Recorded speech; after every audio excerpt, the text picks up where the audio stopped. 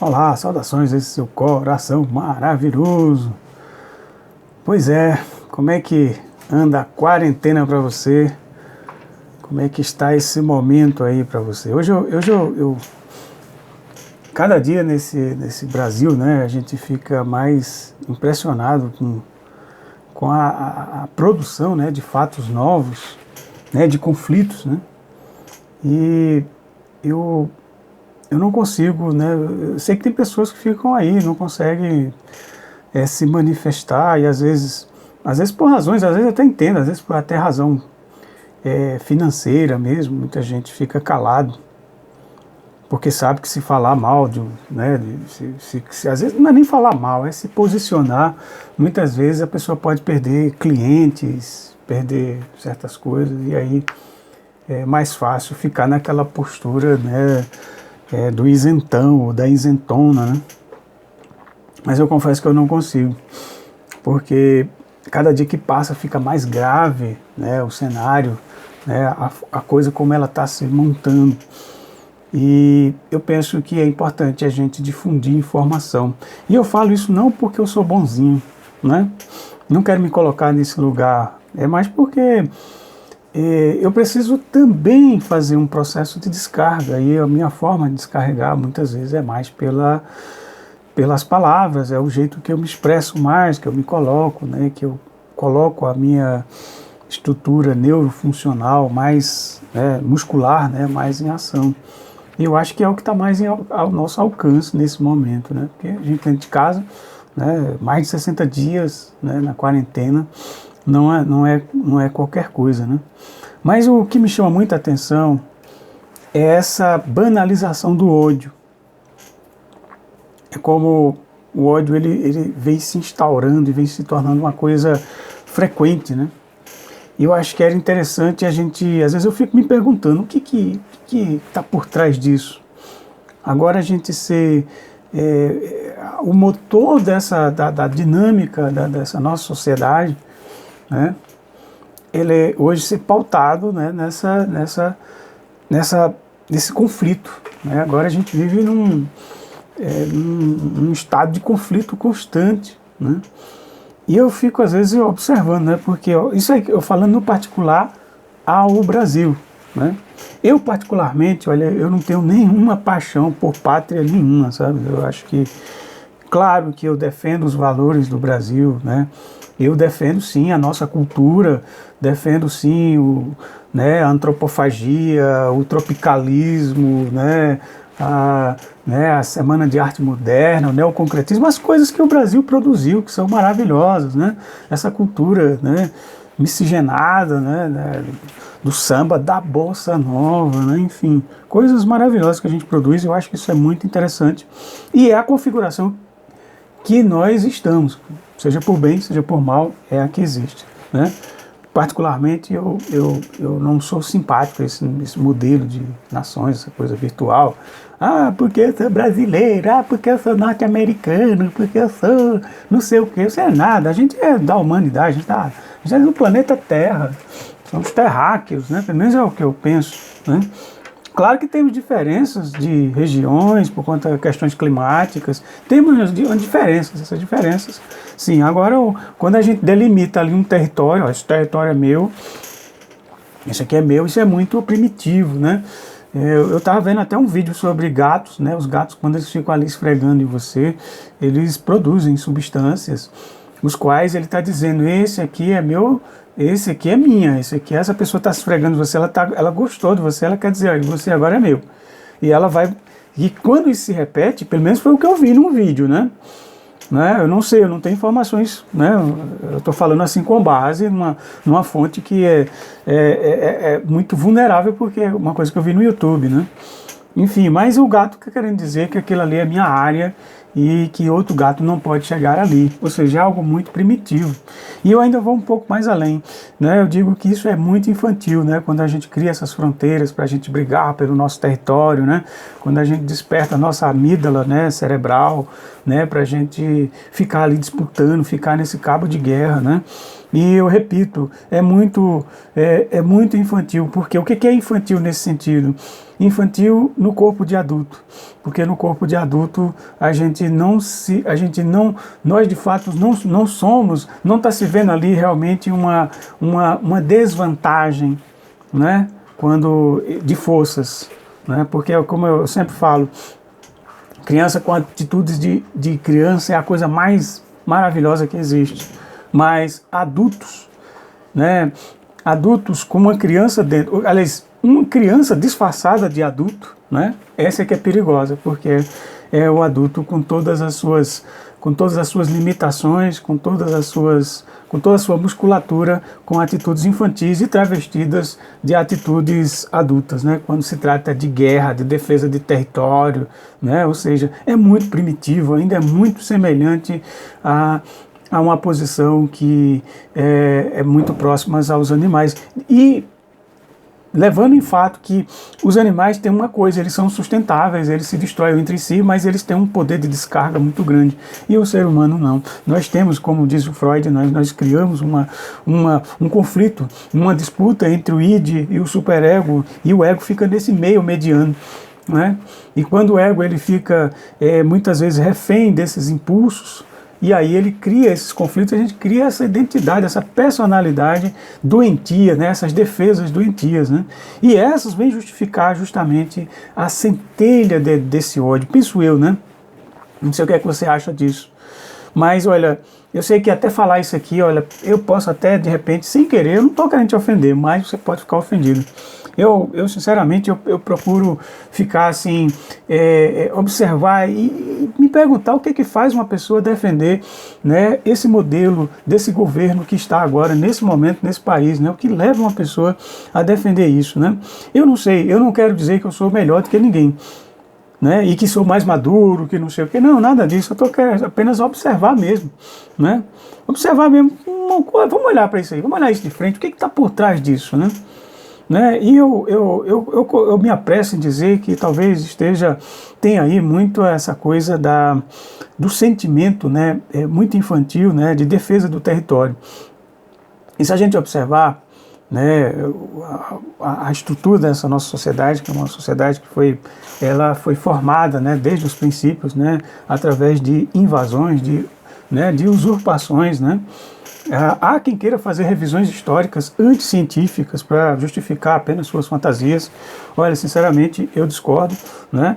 Aliás, eu prefiro, entre o pensamento leigo do achismo e uma opinião científica, eu prefiro a opinião científica.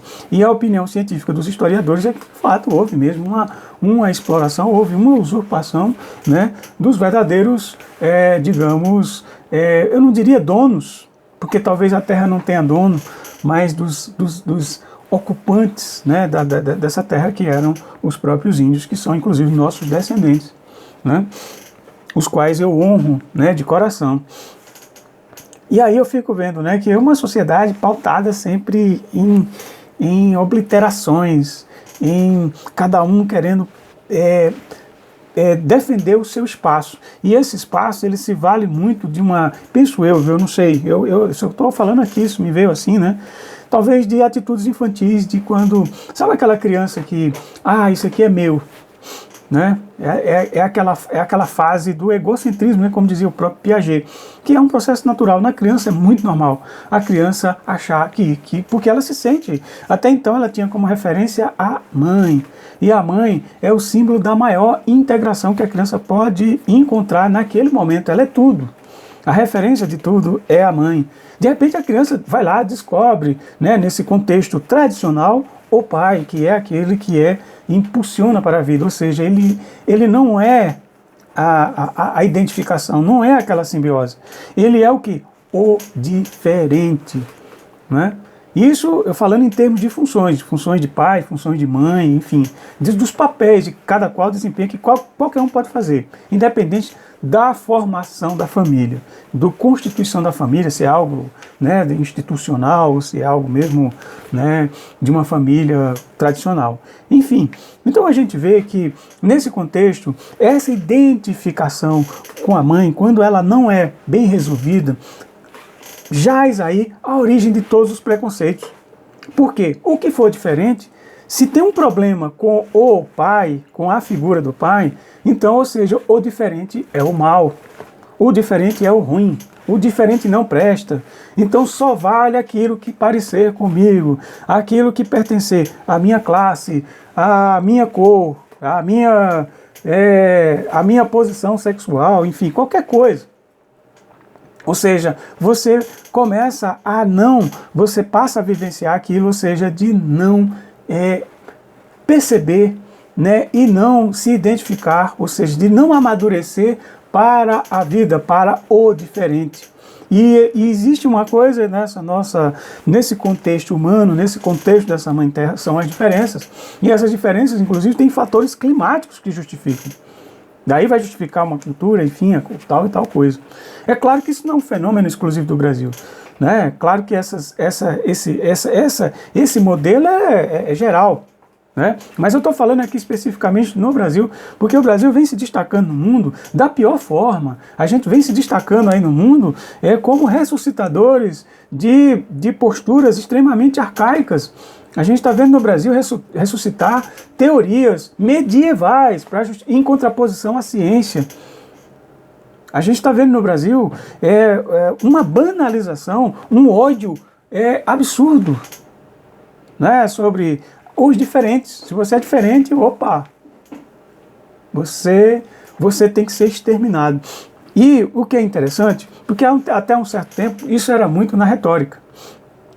Agora, quando se tem um governante que tem o perfil que ele tem, um perfil que é agressivo, uma pessoa que abertamente defende as armas e que abertamente é contra as diferenças, pelo menos é o que mostra os fatos. Você pode até discordar de mim, tá? E eu respeito mesmo.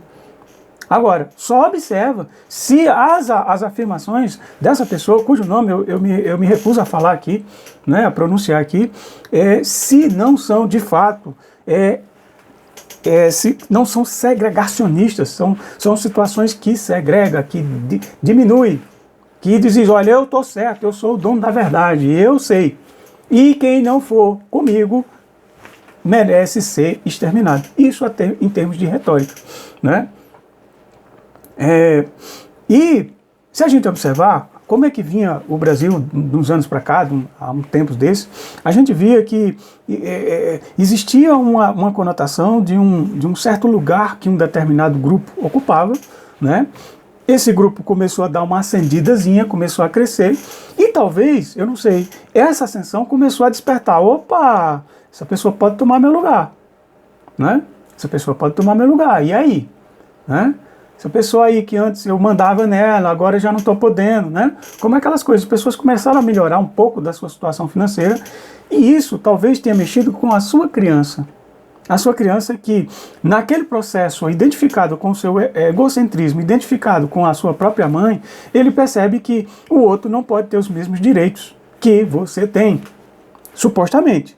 Aquele grupo acha que não pode ter porque eu sou melhor do que ele. Ou seja, é o adulto com um comportamento infantil. Só que, qual é o problema? O adulto tem musculatura. O adulto não consegue descarregar a energia como uma criança consegue. E aí o que é que acontece?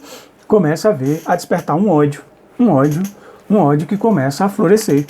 E aí esse cresce mais um pouquinho, esse cresce mais um pouquinho, e aí começa, não, você não pode chegar aqui não, você não pode chegar aqui não. Só eu posso ter carro, só eu posso viajar para a Europa, você não pode. E se você viajar, vai mexer com o meu ego. Se você tiver um carro melhor do que o meu, imagina, você que não era ninguém, você tem um carro, como é que pode? Né?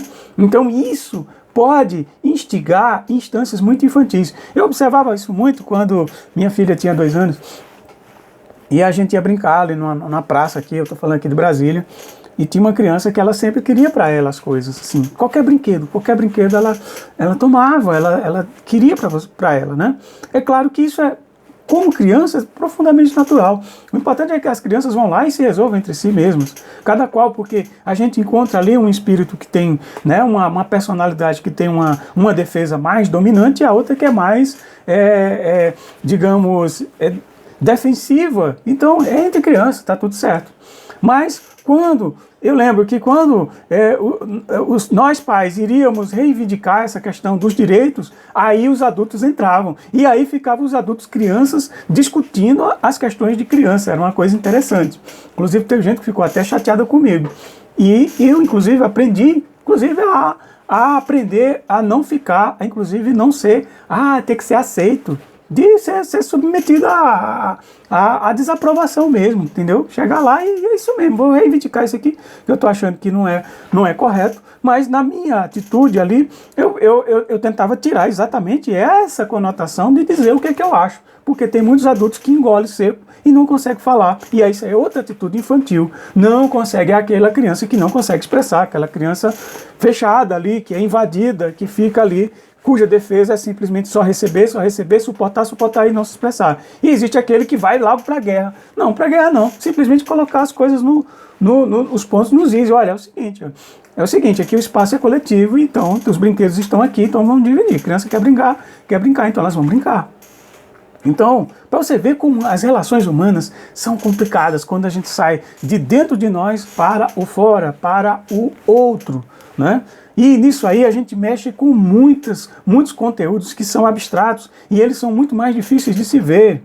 Porque a gente vai acumulando todos esses medos. Por que muitas vezes o adulto quer isso? Porque ele acha que ele ainda é infantil, que ele ainda precisa de estar identificado com a sua mãe, ele ainda precisa estar naquele seu lugar, porque senão ele não vai ter. Então, para mim, o que vale é meu princípio de autopreservação. Então, o que vale sou eu e não o outro. Então, é muito natural que, nesse contexto, a pessoa, nesse processo de autodefesa, ela começa a cultivar sentimentos perigosos. E esses podem chegar a uma perversidade, porque já se tem musculatura. E olha, o que está acontecendo hoje, que eu vejo no Brasil, é muito delicado, porque a gente já viu ingredientes muito parecidos com o que acontecia no nazismo. No começo eu até achava exagero, via gente falando e não sei o quê, mas de fato, né, a gente já teve aí peças, encenações muito, totalmente nazistas. E a gente sabe que no Brasil tem muitas células nazistas, né? E essas vozes, elas são muito perigosas. São muito perigosas porque são ações infantis em corpos adultos. Então, se elas ganham força, e como elas estão ganhando, inclusive ganhando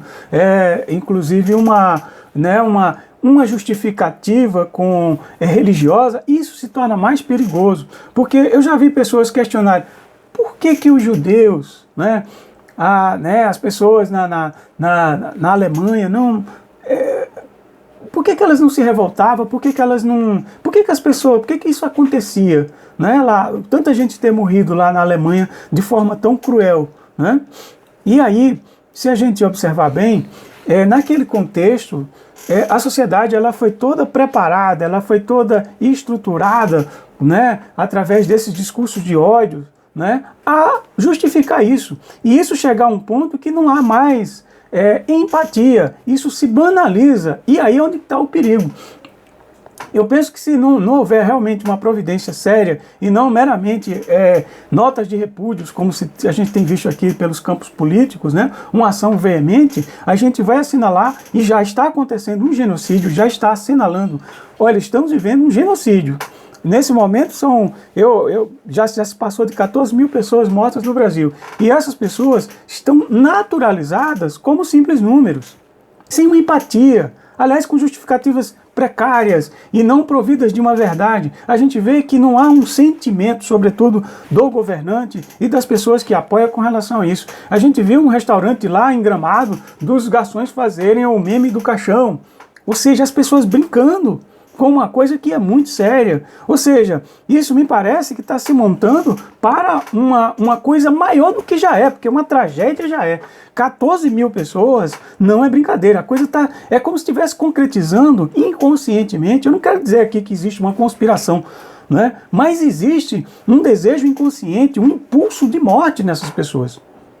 Aliás, eu digo que essas pessoas não estão me separando, porque mesmo essas pessoas com essas mentalidades doentes, né, eu faço parte delas, nós fazemos parte, somos parte disso, somos responsáveis por isso.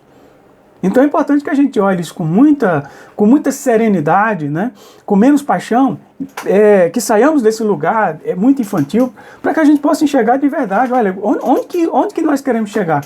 Onde que isso vai chegar? Porque você pega, soma todas as... Penso eu, não sei o que você acha disso.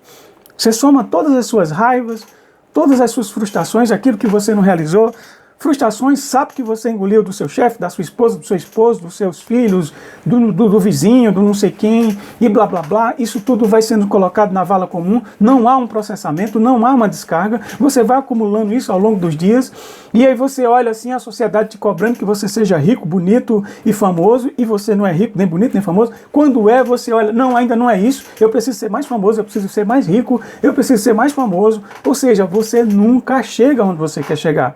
Ou seja, aquele espaço, aquela identificação com a sua mãe nunca vai acontecer. Nunca é aquela utopia, nunca é aquilo porque você não se lança para o mundo de uma forma madura. Você se lança para o mundo de uma forma infantil. Então eu vejo pessoas cujo conhecimento, cujo intelecto, né, é realmente apreciável, mas muitas vezes defendendo um modelo desse, às vezes por ódio para defender seu território, não sei. Eu acho só sendo isso. Eu não sei se você tem outra explicação. Qual a explicação justificaria? Claro que deve ter muitas explicações. Eu não estou dizendo que essa é a única. Eu estou lançando uma delas, uma possibilidade. Gostaria até de saber a sua, né? Porque a gente está vendo uma coisa muito grave acontecer, uma coisa séria, e já é séria, e pode ficar muito mais séria, porque as pessoas estão se sentindo autorizadas agora a serem violentas, estão sentindo esses instintos que estavam ali adormecidos, que não tinha força, porque é muito mais fácil você atacar um inimigo. Olha só, o vírus é invisível, o coronavírus é invisível, a gente não consegue atacá-lo do jeito que a gente quer. A gente queria chegar ali e dar um murro, a gente queria resolver isso de uma forma sublinada num jogo de futebol. A gente queria resolver isso numa zoação de término de uma eleição, mas a coisa é sutil, ela é delicada. Por quê? Porque isso é um retrato nosso, é um retrato do nosso inconsciente, é a nossa sombra. Então a gente projeta todos os nossos medos, todas as nossas angústias, toda a nossa ansiedade numa coisa só, a gente sintetiza. E isso é muito perigoso porque você começa com esse processo de eugenia. Ah, mas vai morrer só idoso, está morrendo só idoso, só os inválidos. Olha só que perigo. É muito semelhante ao que havia no período nazista, quando se dizia, não, vamos tirar os judeus porque eles estão tirando o dinheiro da gente. O dinheiro está ficando pouco, está caindo a produção, está havendo uma crise mundial, e é muito parecido com o que está acontecendo, inclusive, no Brasil, né? Já havendo um decréscimo, inclusive, nesse famigerado PIB. Então começa a haver uma ameaça, opa, isso aí pode ser uma ameaça para mim, eu posso perder para ele, né? E eu não posso perder. Então, assim, é justificável que os mais frágeis, que eles tenham que ser sacrificados. Já tem gente demais no mundo. Tem uma série de historinhas, né, que vem aí para justificar sentimentos e impulsos que você não sabe lidar, mas eles existem dentro de você, e eles se travestem de verdade quando uma pessoa coloca isso para fora. Chega lá e começa a colocar isso, uma pessoa que, por exemplo, o atual governante do Brasil já está somado, isso até semana atrasada tinha 940 distorções, entre distorções e mentiras. Entre distorções e mentiras, né? Comprovadas, são coisas que os fatos, porque aí se as pessoas hoje justificam como realidade mentiras, distorções, aí olha, quem é que faz isso? É um adulto ou uma criança? Você vai me perguntar o que é a realidade. A realidade, existe um consenso, existe uma coisa que não tem como justificar. As leis da física são palpáveis, elas se repetem. Por mais que exista um mundo quântico, um mundo de infinitas possibilidades, mas a gente está aqui com um desafio, né, de lidar com essa insustentabilidade, essa intangibilidade da própria realidade. Então, muitas pessoas estão aí jogando todas as suas sombras nos outros, apontando o dedo, quando tem 3 dedos apontando para ela e um para o céu. É você que é o corrupto, é você que é o bandido, e blá, blá, blá, blá, blá, blá, blá, blá, blá, né? Na verdade, todos nós somos responsáveis por isso, por todo esse problema. Agora, só que quando você encontra uma voz que justifica todas essas formas, né, agressivas, instintivas e com elementos muito contundentes da psicopatia, quando não há mais uma empatia, né, quando você vê pessoas morrendo e você... ali vai morrer 70%, olha, 70% vai ser infectado, o que significa que 1 milhão, aproximadamente 800 mil pessoas poderão morrer, né, nesse país caso isso se concretizasse. Ou seja, para justificar o quê? Para justificar uma política, para justificar uma produção, ou seja, vale mais produzir do que simplesmente viver. Ou seja, é uma banalização generalizada, né, do ódio, porque tudo é pautado no ódio. A gente vê pessoas que antes eram aliados, agora viram inimigos. Ou seja, é uma metralhadora que não para, é ódio para todo lado. É como se fosse uma criança que está ali jogando um videogame, jogando um PlayStation, e é muito simples, você está matando uma coisa que não é real ali. É uma criança que está ali, tá atirando, fazendo suas descargas lá do seu jeito. Tá? Aliás, eu particularmente não gosto, eu não estimulo esse tipo de jogos, eu não acho nada legal esse tipo de coisa, mas as crianças gostam, tem adultos que gostam disso, e tudo bem, é uma coisa virtual.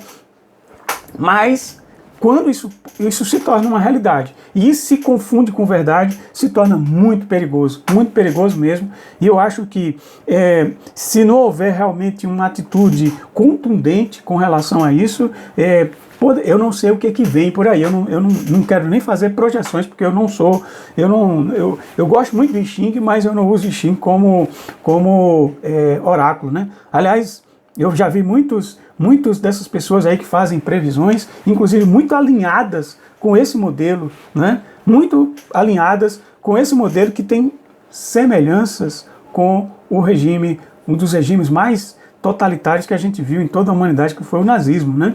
Assim, isso também eu não quero isentar também o que aconteceu também no leste europeu, né? Também que houve também outros extremos, né? Como dizia Erich Fromm, esses extremos de uma sociedade que é doente, ele levará para um lado ou para o outro, né? Extremos de morte, né? Esse impulso, esse instinto de morte, né? Vintão à tona, né? Não é à toa que o Brasil vem celebrando, né, a morte como isso, e o que é pior, é como se fazia na Idade Média. Não, eu vou ler a Bíblia eu vou enforcar você, mas eu vou ler aqui, eu vou rezar por você, né? Mas te enforcando, te matando, te colocando na fogueira da Inquisição, né? Ou seja, é mais importante rezar do que simplesmente fazer a boa ação de fazer o que, né, com todo respeito a todas as religiões, como o Mestre Jesus fazia, que era simplesmente agir, né? Claro que muita gente pode questionar certas questões, né, dentro do cristianismo, muita gente questiona, enfim, cada qual tem o seu direito, né? Mas de uma coisa é certa, as atitudes, né, do Jesus Cristo foram atitudes de compaixão, assim como Buda, né, foram atitudes de compaixão pela vida, né, de uma compreensão extremamente grande, amorosa, extremamente difícil da gente... Eu só assemelho isso quando a gente está de posse da vida, quando a gente toma gosto pela vida, né? Eu sinto que é essa experiência que faz a gente vir falar e nos perguntar por que isso, por que estamos tomando esse caminho, não é?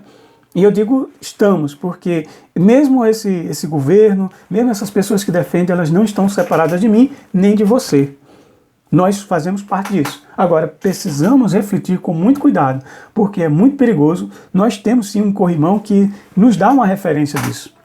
A referência é muito agressiva, é uma referência retrógrada, né, do nazismo, né? Inclusive, essa semana saiu na secretaria do governo, saiu outra menção parece conspiração, mas eu não sei se é coincidência. Os lemas, esse pessoal parece ter uma adoração pelo nazismo. Não sei se é coincidência retórica, como o outro falou. Não sei, gente, não sei. Porque os ingredientes são muito parecidos. E aí é muito perigoso porque são atitudes infantis em corpos de adultos. Então é importante, talvez seja hora da gente amadurecer, a gente poder entender, a gente poder nos lançarmos para a vida, saber que sim, que é possível sim um mundo com pessoas as quais elas possam gozar de direitos, que elas possam ser diferentes, ter o direito de ser diferentes, e elas possam ter o direito à vida. Né? Porque nesse momento as pessoas que inclusive estão para essas passeatas pedir o fim do confinamento, o fim desse isolamento, elas estão querendo retirar o direito das pessoas de ter o direito à vida.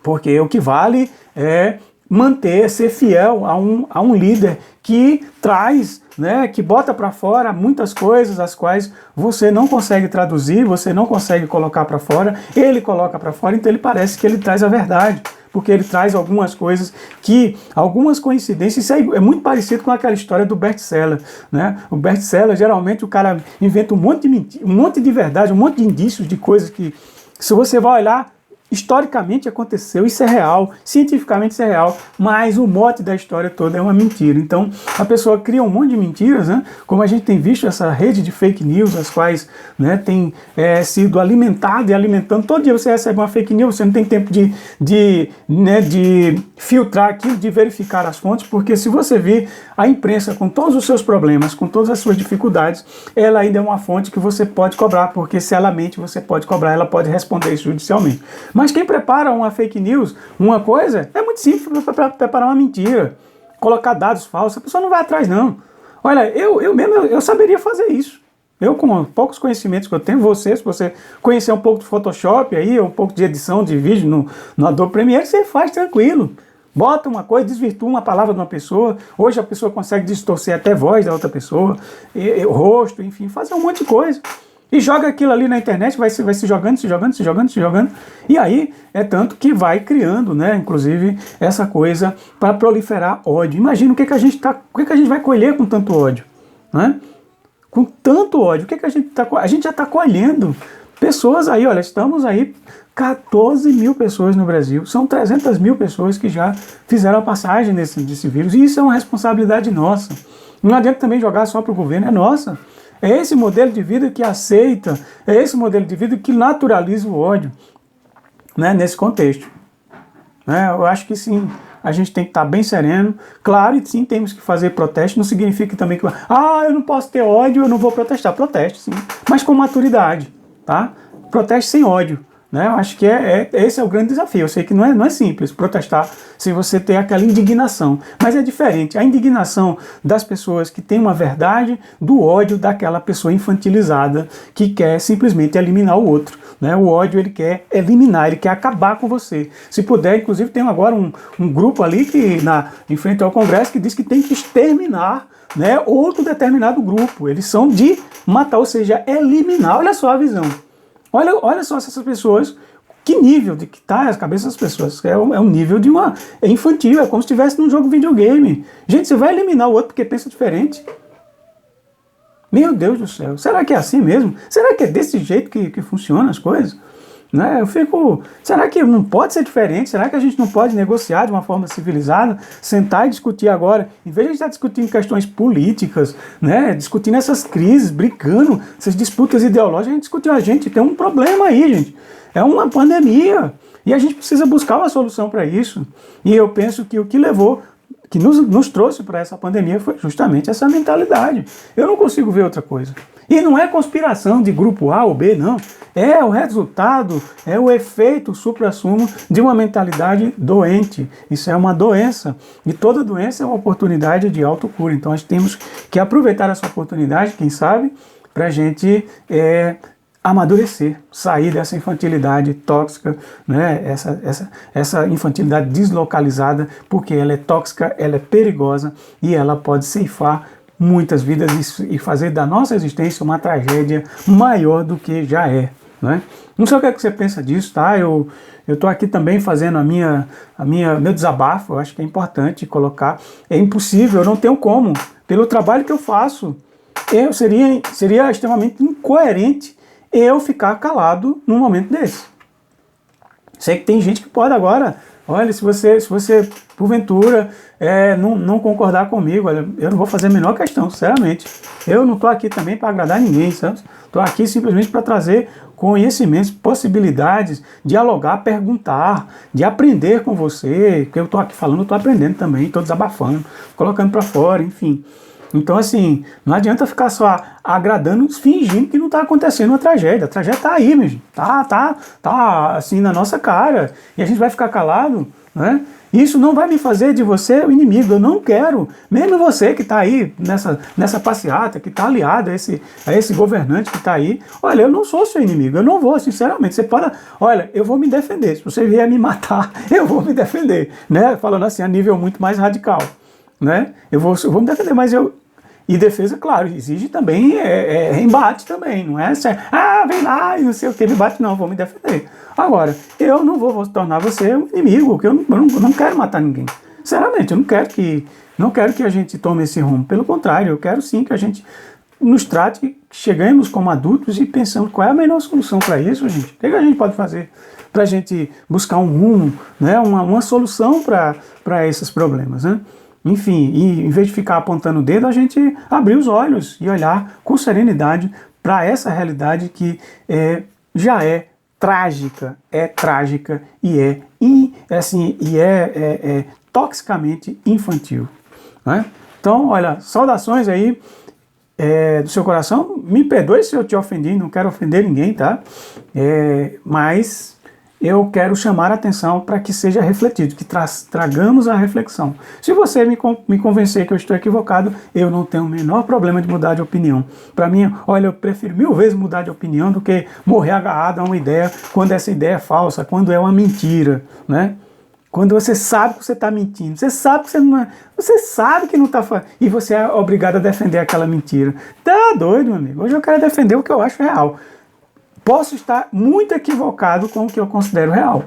Agora, se a pessoa me mostrar, aí eu coloco alguns parâmetros. Um dos parâmetros é a lógica das leis da física. E com base nisso, a lei científica. As leis científicas não, as diretrizes científicas para mim são grandes referências. Claro que referências espirituais também estão nessa sopa, né, de realidade que a gente possa considerar, né?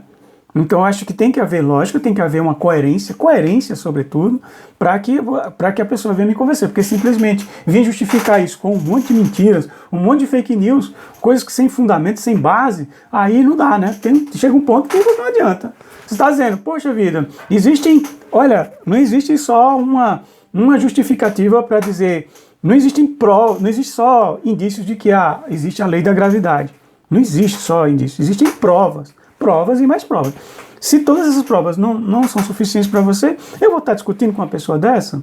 Não tem condições. É como eu estar discutindo com a criança. A criança está dizendo, não, Papai Noel existe. Na cabeça dela existe. Na minha não existe, porque eu não estou vendo Papai Noel ali. Eu tenho certeza, existem inúmeras provas de que aquele Papai Noel que vem no quarto, no apartamento, toda criança, aquilo ali não existe. Toda casa de criança não existe. Então eu acho que é bem por aí, né? Então acho que a gente tem que estar bem atento, bem cauteloso para que a gente possa buscar sermos muito fiéis à nossa verdade, porque eu acho que isso é a maior forma da gente enfrentar, né, esse grande desafio e a gente aprender com eles. Ok? Saudações, muita luz, um vídeo enorme, não ia fazer um vídeo pequeno, ficou grande, mas é assim mesmo, é um desabafo mesmo. Se você quiser gostar, não gostou, tá tudo certo também, tá bom? Muita luz! Uhul!